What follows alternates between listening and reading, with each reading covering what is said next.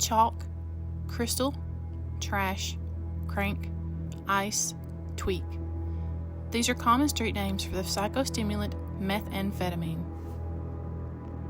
Methamphetamine, in its regular form, typically appears as a pill or powder, but the more recognizable version, crystal meth, looks like glass shards or shiny bluish-white rocks. Meth is inexpensive and easily produced, which has led to its significant abuse. While meth can be produced in small home labs, the majority of large-scale production comes from industrial labs, primarily located in Mexico, according to the U.S. Drug Enforcement Administration. These labs are part of global drug trafficking operations that supply meth to the U.S. and other countries.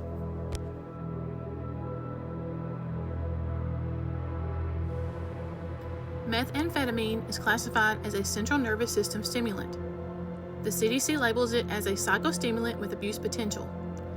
It's also a Schedule II drug, meaning it has a high risk of abuse and can lead to serious psychological or physical dependence. In short, it's powerful and dangerous. Meth has an average half-life of about 10 hours, but it can range anywhere from 6 to 15 hours depending on the individual. Meth can be administered different ways. The most common is smoked. Other common methods are swallowed, snorted, and injected.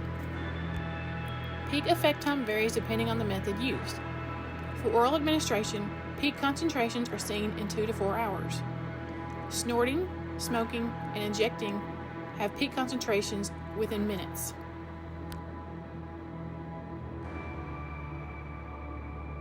People who use meth feel an acute, powerful, short rush for about 5 to 30 minutes, depending on the method used.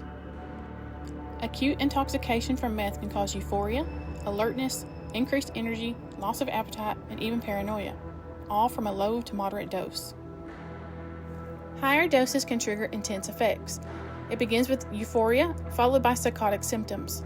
These symptoms include aggressive thoughts, nonstop talking, paranoia, hallucinations, delusions, and unusual speech. Participants reported throbbing headaches as well.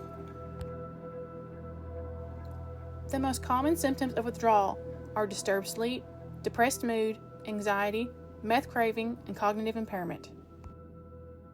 Additional withdrawal symptoms are intense hunger, agitation, vivid or unpleasant dreams, and low energy. Depression may become severe. In some cases, suicidal ideation may occur.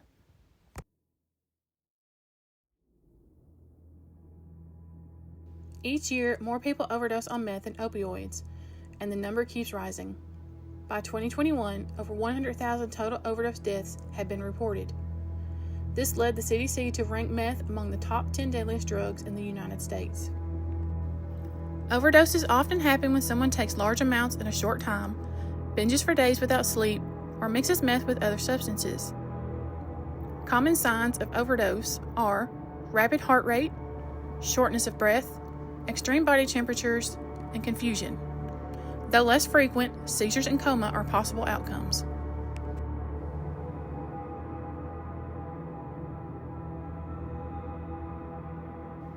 Meth is eliminated by both hepatic metabolism and renal excretion.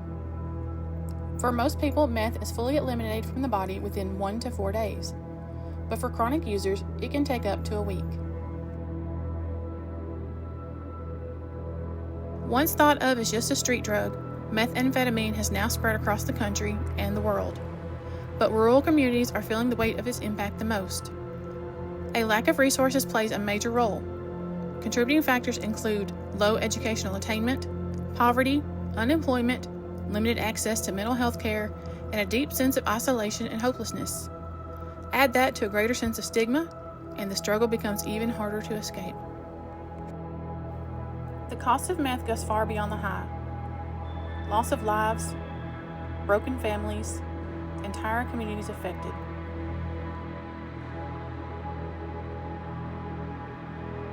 The more we understand, the more we can heal.